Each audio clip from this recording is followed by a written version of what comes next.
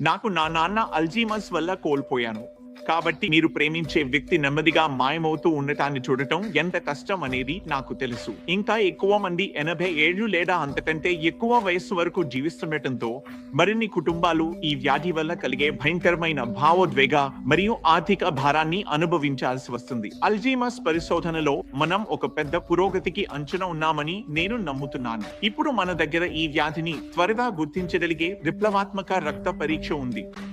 ఇది పెద్ద ఖర్చులో ఆ దేశాలను తాకే ముందు వారు అధిక ధరల చికిత్సలను భరించలేని పరిస్థితిలో ఉన్నప్పుడు, ఈ మహమ్మారి వల్ల బడ్జెట్పై వచ్చే ప్రభావాలు, ఆరోగ్య వ్యవస్థలను నాశనం చేసే ప్రమాదం ఉన్నప్పుడు పురోగతిని వేగవంతం చేయాల్సిన సమయం ఇది.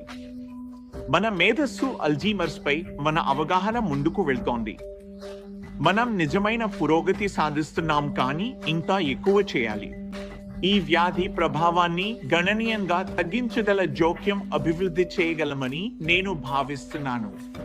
ఇది మనం మానవ జీవితాన్నిగా మెరుగుపరచగల సరిహద్దు.